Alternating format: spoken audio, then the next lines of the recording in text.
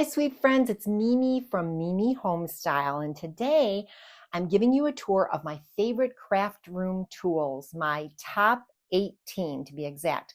And these are the things I reach for again and again, whether I'm making gifts or printables, party favors, or setting up a cute table.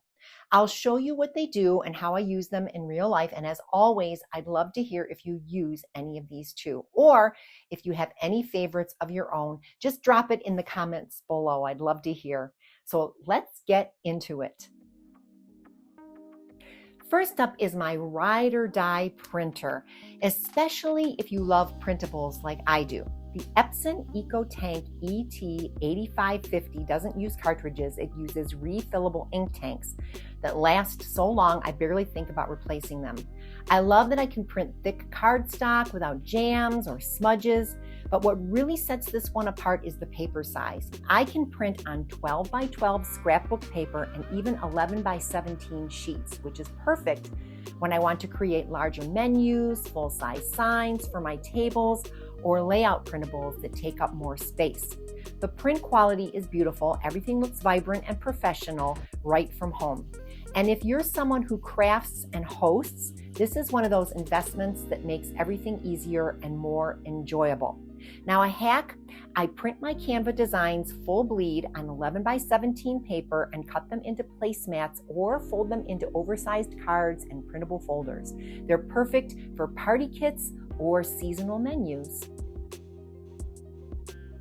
Now this one stays right on my desk because I use it constantly. This laminator has become such a staple. I use it to make things reusable, like my party bingo cards or crafts that I need a little thicker. I also love laminating recipe cards to include in baked gift baskets. It adds a little something special.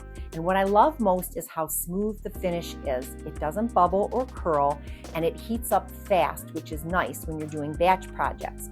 I store my laminated pieces in folders by holiday, and I reuse them every year. And a simple hack, laminate a blank menu card, a calendar, and use a dry erase marker to plan your weekly dinners, and you can reuse them. You can keep it on your fridge and reuse it every week. Next up are my hole punches, and I keep these in a little cup on my pegboard. And once you start using different sizes, you'll never go back. I have a tiny one for twine, a medium for tags, and a large punch for ribbon or binder rings. I use them to string banners, create gift tags, or even make holes for a binder ring flip book of recipes. And the smaller ones also help if I want to thread embellishments onto favors or cards. It's those little touches that elevate a simple paper craft. And a hack, when using thicker paper, punch a scrap piece first to test your size and make sure you won't damage your good piece. Now this tool might not look like much, but it's one of the most used items in my craft room. My bone folder gives me those perfect crisp folds on everything from menus and place cards to folded favor wraps and boxes that I create and DIY gift card holders. It helps make paper feel high-end. I use it to pre-score heavy cardstock so it doesn't crack, and I always press down my glued seams with the flat edge. They hold tighter and lay smoother that way. It's such a simple tool, but it makes all the difference when you want that polished look.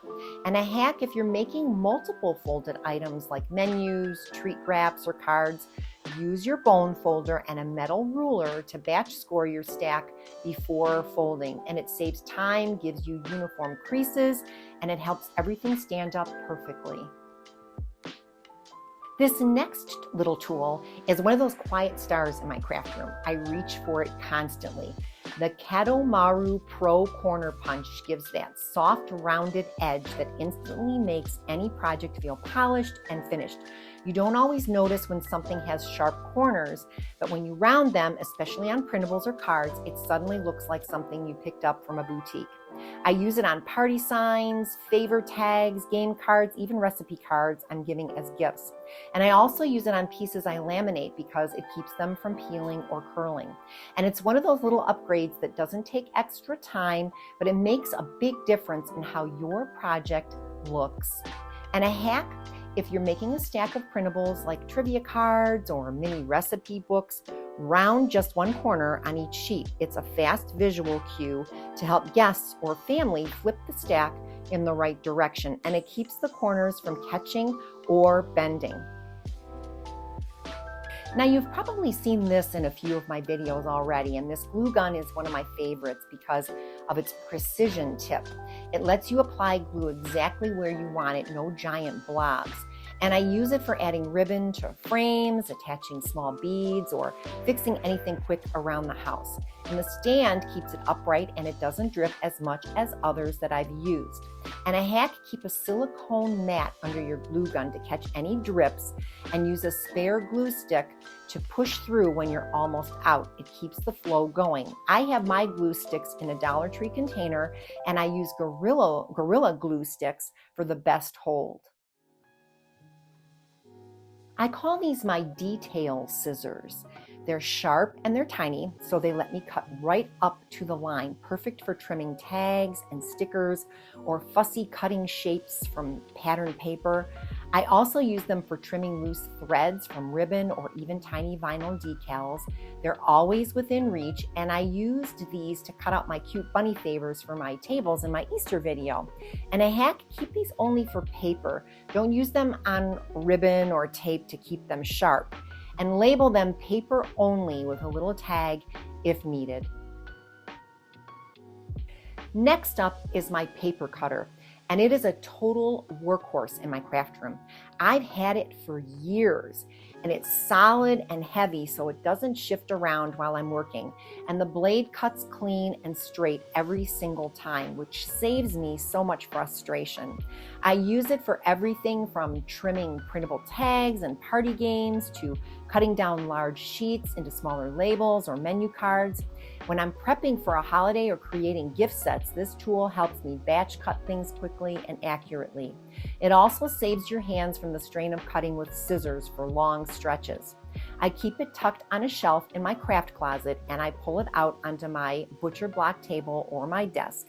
And a hack, keep a clipboard or small bin next to your cutter just for your off cuts.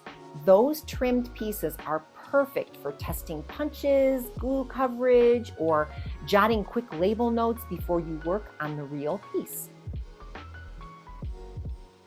Okay, so this next one might not look exciting, but this cutting mat lives on my desk or craft table. I use it with a craft knife when I want a clean edge without dragging scissors, and it protects my table. And it has great grid lines. It's lightweight, so I move it to wherever I'm working. And a hack, use painter's tape to keep your paper still on the mat. It peels off clean and keeps everything lined up for perfect cuts. I used to cut out shapes the hard way with just a pair of scissors, but now there are paper punches by Burra Burra and Marvy, and they bring a little joy into my crafting now. I have different shapes like ovals and scalloped squares and circles and various sizes of these for tags that I make quite often, and I love using them to punch out shapes from leftover cardstock or even old gift bags. I use them to decorate tags, dress up gift wrap, or layer shapes on favor boxes. And they're great for when you want to add texture without making it too busy. And they're so satisfying to use. Now, a hack, punch shapes from scrap gift wrap or wallpaper samples. It's free, and it gives you a variety of textures, and they make great gift tags too. My electric pencil sharpener.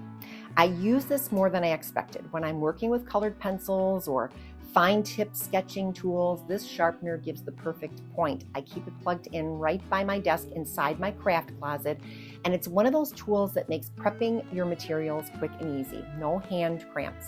And it's great for having your pencils sharpened and ready when you need them for parties and games and so much more. Keep a small brush nearby to clean out the sharpener tray, and mark your pencils with washi tape if you're sharing your space with grandkids so that everybody knows which pencil is theirs. This next crafting tool I loved so much that when I wore out my first one, I had to get another. And this machine is so fun. It turns any piece of paper into a sticker. I use it for custom labels, envelope seals, and gift tags. It doesn't use heat or electricity, so it's safe and simple. And I keep extra adhesive rolls on hand so I can whip out last-minute party labels or tag sets for a favor table. It is 9 inches wide and you get 40 feet of sticker paper to utilize. Mine lasts quite a long time and I love that I can make my own labels and stickers when I need them in a pinch. And a hack, run a sheet of homemade tags and labels for gifts through the sticker maker and store the ready-made stickers in a labeled envelope. And when you need one, you can peel and go.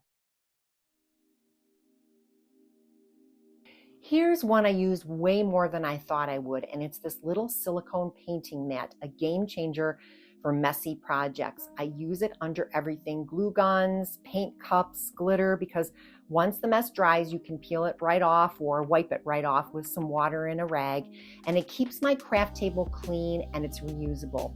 You can run it under the faucet even, and it can get cleaned that way for the next time when you need to use it. It also rolls up easily for storage. If you create favors like I do, then this next tool is a must-have. This gives the paper a textured, ridged finish that looks like old-fashioned like chip bags or vintage wrappers. I use it to seal the tops of printed snack bags or to add a little flair to a paper belly band. It's such a fun tool for favors or gift toppers when I make my personalized chip bags. I love how it looks so authentic. So I paint a lot, but not canvases or, but I do paint like signs and tags and wood pieces. And this little rinser helps so much. It keeps your brush clean and ready while you work without running back and forth to the sink to get water. And you just press the brush down and it releases water while spinning gently. A hack: when you're not painting, use it to rinse glue brushes if you use your brushes for that too. And kids love using this too. And when you have a lot of people using paint, it makes it so nice to not have to use paper cups. If you love creating gift baskets like I do, then you'll love this next tool. I always reach for my heat gun when I'm sealing gift basket bags or speeding up paint drying, and it gives you more control than a hair dryer, and it's hotter, so it works faster. I also use it to smooth wrinkled ribbon or pop air bubbles in Mod Podge. And just remember, it is hot and you need to keep it from a distance away from the bags, for instance, so it doesn't break the bag open. I get my shrink wrap bags at my local Debbie's Dollar Store, but you can get them anywhere. I used to use this when I was making my cards and I was scrapbooking. If you've ever made a balloon arch, you know how much time this saves. It inflates balloons in seconds, no more huffing and puffing. I even use it when decorating for parties, and I love doing this although far away with my granddaughter because she loves watching me blow the balloons up. And a hack: store these pre-sorted balloon colors in zipper bags labeled by party, and then when the time comes, you can just grab and pump. I also keep all the accessories I need for balloons in one container so I can grab those if I am using balloons for any of my parties. Okay, so now I'm going to show you these next two tools, but I still wanted to share them with you because they come in handy when I'm working on small wood crafts or putting together my storage pieces. The first one is my Drill Master mini cutoff saw. I use it for cutting those little Dollar Tree wood planks or paint sticks when I'm making risers or mini signs. It's small, which I love because I can tuck it away when I'm not using it. And it's just enough power for my little DIY projects. And then next is my Skill electric screwdriver. I can't tell you how many times I've used this to tighten drawer handles, assemble rolling carts or drawers, or hang up lightweight hooks in the craft room. It's easy to grip and has just the right amount of power without being too intimidating. And even if you don't use tools like these all the time, it's great to have them ready. They make the setup part of crafting a whole lot easier. And that's it, friends, my top 18 craft tools that I truly love and use all the time. These aren't just pretty things to look at. They help me stay creative and organized and inspired every day. I'd love to know, do you use any of these, or is there a tool that you swear by that I should try? Let me know in the comments. I love chatting with you there. And if you're new here, make sure you subscribe for more cozy craft room ideas, table setups, holiday treats, and all the fun that we make together. Thanks so much for watching, and I'll see you next time when I'll be setting up my lemonade and tea stand right in my own kitchen. I'm getting ready for some summer ideas, Father's Day, and so much more. So until then, stay creative and take good care. Hey friends, thank you so much for watching today's video. I hope you found some fun and budget-friendly ideas to bring into your home. A special shout out to all my subscribers. You guys are amazing.